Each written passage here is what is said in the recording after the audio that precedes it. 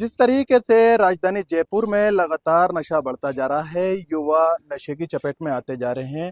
ठीक उसी तरीके से कुछ युवा संगठन उठे हैं जो जगह जगह युवाओं ने एक पहल की है नशे का पूरा समाधान। उसको लेकर आज हम पहुंचे हैं राजधानी जयपुर के बट्टा बस्ती इलाके में, जहां कुछ युवा हमारे साथ मौजूद है। हम उनसे बात करेंगे किस तरीके से वो नशे के खिलाफ मुहिम चला रहे हैं। समय पहले हम जनमानस राजस्थान में आपका स्वागत करेंगे। जिस तरीके से देखा जाए तो लगातार बट्टा बस्ती इलाके की भी नशे को लेकर वीडियो लगातार सोशल मीडिया पर वायरल है। इसको आपने नशे को एक जो बढ़ती समस्या है इसको समाधान के लिए कुछ युवा खड़े हुए हैं जो जगह जगह नशे के खिलाफ मुहिम चला रहे हैं। किस तरीके से आप लोग इस मुहिम चलाते हैं? देखिए, सबसे पहले तो मैं आप लोगों का धन्यवाद देना चाहूँगा कि आप लोग अपने चैनल के माध्यम से जिस प्रकार आप आवाज़ उठा रहे हैं। आज आप लोग बट्टा बस्ती क्षेत्र में आए हैं। यहाँ बट्टा बस्ती क्षेत्र का ये हाल है। आज बट्टा बस्ती क्षेत्र के अंदर देखा जाए तो महीने में नशे के कारण 4 से 5 लोग हर महीने जिनकी नशे के कारण मृत्यु हो जा रही है। आज का हमारा युवा इस तरीके से नशे में लिप्त होता जा रहा है। युवा पीढ़ी एकदम से पूरी समाप्त होती नजर आ रही है, क्योंकि यहाँ जिस तरीके से आसपास के लोगों में हम जो चीज देख रहे हैं कि नशा इस तरीके से बढ़ रहा है, छोटे छोटे बच्चे। और ये नशा ये नहीं कि एक समुदाय विशेष के लोगों में ही, ये सब समुदाय के अंदर पूरा जयपुर शहर के अंदर करीब करीब जितनी भी शिक्षण संस्थाएं हैं हमारी, वहां भी बहुत तेजी से बढ़ रहा है नशा। और इस नशे की रोकथाम के लिए हमारे जो धार्मिक लोग हैं, सामाजिक लोग हैं, वो समय समय पर इस मुहिम को उठा रहे हैं, लेकिन फिर भी हम इस नशे पे कंट्रोल नहीं कर पा रहे। इसका सबसे प्रमुख कारण ये है कि हम लोग क्या करते हैं अक्सर कि हम लोग जो नशा कर रहे हैं ना, लोग उन लोगों को ढूंढ रहे हैं। जैसे मान लो उन लोगों से नशा छुड़वाने की कोशिश कर रहे हैं या मौके पे पहुंच रहे हैं, तो नशा इस प्रकार से समाप्त नहीं होगा। नशे को समाप्त करने के लिए सबसे पहले हमें जो नशे की सप्लाई हो रही है जहां से, वहां हमें इसकी रोकथाम करनी होगी। और आपको मैं बता देना चाहता हूं, आप लोगों के चैनल के माध्यम से मैं ये भी आह्वान करना चाहता हूं कि आज नशा पुलिस की संरक्षण के बिना कोई कैसे नशा बेच सकता है। कहीं ना कहीं इसका पुलिस में भी इन्वॉल्वमेंट है। मेरा मानना यह है कि पुलिस जब तक इस चीज पर कंट्रोल नहीं करेगी, क्योंकि जो सप्लायर हैं, एक्चुअल में अगर हम सप्लायर को रोकेंगे तब इस नशे पे हम कंट्रोल कर सकते हैं। आज यहाँ बट्टा बस्ती के अंदर आप काफी तादाद में यहाँ लोग इकट्ठे हुए हैं, तो मैं आप लोगों से यही कहना चाहूंगा कि जिस प्रकार से ये जितने भी हमारे संगठन जो चल रहे हैं, उन संगठनों से मैं भी यही विनती करना चाहूंगा कि सबसे पहले हमें जो ये सप्लायर लोग हैं इन पर कंट्रोल करना है, क्योंकि पुलिस इन लोगों पर कार्रवाई नहीं कर रही। क्योंकि अगर पुलिस इन पर कंट्रोल करे तो हम इस पे सफल हो सकते हैं। देखिए, एक बड़ा सवाल ये भी उठता है, जब जो नशे के कारोबारी है उन तक नशा जो करने वाला वो पहुंच सकता है, तो पुलिस क्यों नहीं पहुंचती? पुलिस डेफिनेटली पहुंच रही है उनकी तरफ, लेकिन उनको किसी दूसरे मामलों में वो अरेस्ट करके उनको वेवर कर रही है एक तरह से। अगर पुलिस उन पर सख्ती से, पहली बात तो बरामदगी प्रॉपर हो नहीं पा रही, पुलिस वहाँ बाउंड है। अगर उनसे प्रॉपर बरामदगी हो और चैनल का डिकोड हो जाए कि चैनल हमको कहाँ से मिल रहा है और कहाँ से चीज़ें आ रही है, तो पुलिस उन पर कार्रवाई कर सकती है। अब पुलिस का मामला ये है कि जो नशा करने के आदी हैं, जो यूथ नशा करने के आदी होगी, वो वेंडर्स को इनवाइट कर रहे हैं। अब वो वेंडर को इनवाइट कर रहे हैं और मे बी जैसा कि लोग बता रहे हैं कि हो सकता है वो प्रशासन के रास्ते से ही इनको अप्रोच कर रहे हो और प्रशासन के रास्ते से ही इनको अप्रोच करके उनका संरक्षण लेके इनमें नशा बांट रहे हो। अब नशा बांटने का तो लत क्या है, इनको फ्री में लगाई जाती है।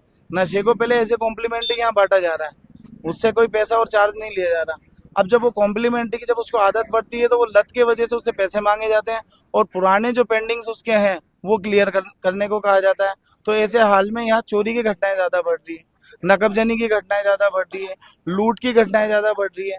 एक समुदाय विशेष का काम नहीं, ये जो आदत और नशे की लत है और ऊपर से पैसों की कमी है, तो उस कमी की पूर्ति के लिए ये लोग छोटे छोटे क्राइमों को अंजाम दे रहे हैं। एक नशे के वजह से इतने क्राइमों का ग्राफ यहाँ बढ़ रहा है, चोरी का ग्राफ बढ़ रहा है, लूट का ग्राफ बढ़ रहा है और छेड़छाड़ का ग्राफ बढ़ रहा है। इवन दो स्नैचिंग के जितने भी मामले हो रहे हैं ये नशेड़ियों के थ्रू ही किए जा रहे हैं। तो इसलिए नशे पे रोकथाम जरूरी है। हम लोगों ने अपना एक यूथ का ऑर्गेनाइजेशन बनाया है, वसीम भाई हमारे साथ हैं। तो हम घर घर जाके मोहल्ला मोहल्ला जाके इसकी काउंसलिंग कर रहे हैं। अगर कोई इस तरह से आदमी लिप्त हो तो हम उसको समझाइश के थ्रू भी और उससे हम ये जानने की कोशिश करेंगे तुझे सप्लाई कहाँ से मिल रही है, कौन दे रहा है। तो इसकी शिकायतें कंटिन्यू हमारे द्वारा पुलिस में की जाती है। जिस तरीके से आपने बताया है कि जो सप्लायर का आप पता लगाते हो कंटिन्यू पुलिस में आप जो है शिकायतें कर रहे हो, क्या अभी तक उन जो नशे के कारोबारी है जो सप्लायर उन पर कोई कार्रवाई आपको देखने को मिली है? नहीं, अभी ऐसे कोई लोग आइडेंटिफाई हुए नहीं। वो किस वे में इनको देके जा रहे हैं, अनोनिमस वे में वो आते हैं, अनोनिमसली इनको देके चले जाते हैं और पैसों की रिकवरी भी इनसे अनोनिमस वे में करते हैं। तो वो डिकोड हो नहीं पा रहे, फोन वो अपने रखते नहीं, वो एक मोबाइल से दूसरा मोबाइल चेंज कर देते हैं, उनका कोई स्पेसिफिक नंबर नहीं है, वो जगह की निशानदेही करके लोगों को बुला रहे हैं। हम लोग पुलिस को भी कंप्लेंट करते हैं, पुलिस वहाँ रेकी भी करती है, लेकिन फिर भी वो पुलिस की गिरफ्त से बाहर हो जाते हैं। पुलिस मुस्तैद है, लेकिन कई लोगों का ये कहना है कि पुलिस की भी मिली भगत है। भाई इससे इनकार किया नहीं जा सकता कि पुलिस की मिली भगत नहीं हो, लेकिन हमने जैसा काम किया और जैसा हमने पुलिस को बताया और पुलिस ने हमारे कहने पर जगह पर जाके रेड मारी और उस जगह का अवलोकन किया, उसको देखा, तो वहाँ किसी तरह की कोई गिरफ्तारी नहीं हुई।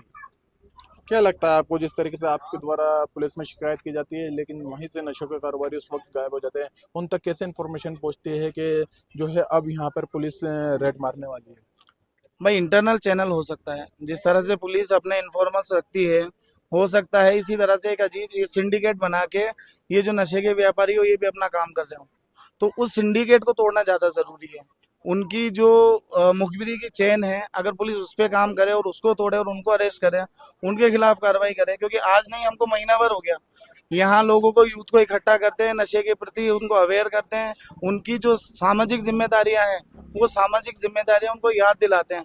क्योंकि हर समाज में हर इंसान या तो किसी का भाई है, पति है, बेटा है, तो उसको उसकी सामाजिक जिम्मेदारी याद दिलाते हैं कि तुझे नशा छोड़ के ये सारे काम करने हैं और अपनी जिम्मेदारियों को निर्वहन करना है। तो ये तो हमारा तरीका समझाने का और मोटिवेट करने का है। बस हम प्रशासन से और पुलिस से ये डिमांड करते हैं कि नशे का आदि कोई भी पकड़ा जाए तो उसको एनडीपीएस में नशे की आदत में अरेस्ट किया जाए, क्योंकि वो जब अरेस्ट हो रहा है वो तो सिर्फ शांति भंग के आरोप में अरेस्ट हो रहा है और वो अगले दिन छूट के फिर वो अपनी वापस पुरानी परिपाटी पर आ जाता है। तो ये परिपाटी को बदलने की और बंद करने की जरूरत है, इसकी रोकथाम की ज्यादा जरूरत है। आपको क्या लगता है किस तरीके से नशे को रोका जा सकता है? मेरा तो प्रशासन से यही आग्रह है कि पहले ये नशा मुक्ति पे थोड़ा केंद्र बनाए जाएं, ठीक है, और दूसरी नशे मुक्ति के अंदर तो पहले से काफी चल रहे हैं, नहीं, लेकिन लेकिन उस पे भी उसके बाद भी जो है लोगों का जो है मतलब अभी और बड़ा है।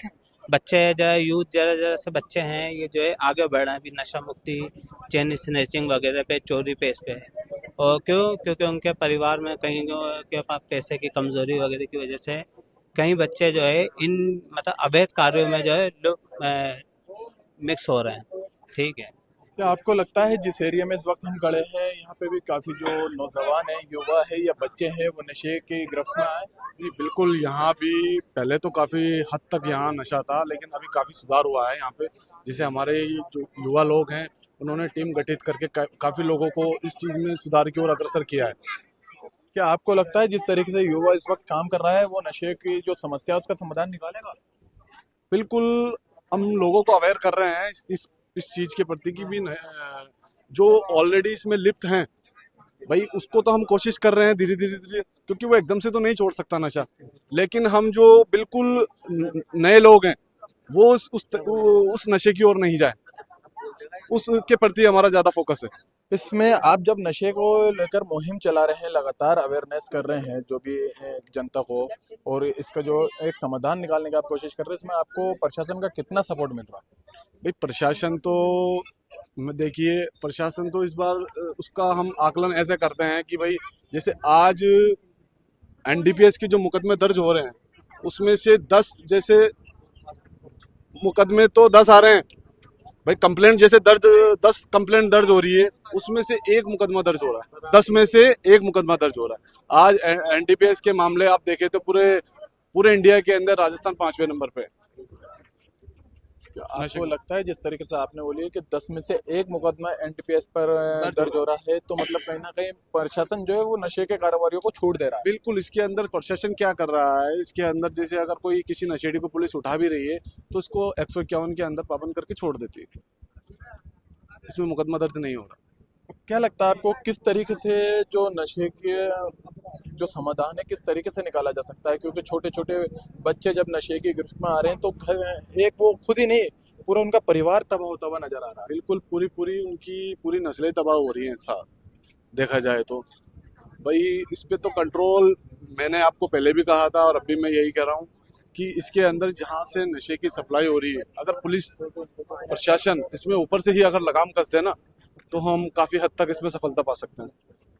देखिए, लगातार बढ़ते नशे को लेकर युवाओं में एक आक्रोश है और साथ ही जो है पुलिस पर भी आरोप ये लगाया जा रहा है कि पुलिस की मिलीभगत से जगह जगह नशा बिक रहा है, और जिसके कारण जो चेन स्नैचिंग, मोबाइल स्नैचिंग या चोरी जैसी जो है वारदातें लगातार बढ़ रही है। अगर आप भी अपने एरिया में जो कुछ नशे को लेकर समाधान ढूंढ रहे हैं, हम आपकी आवाज बनेंगे, आप हमसे संपर्क करिए। कैमरा सहयोगी के साथ नाजिम हसन, जनमानस, राजस्थान।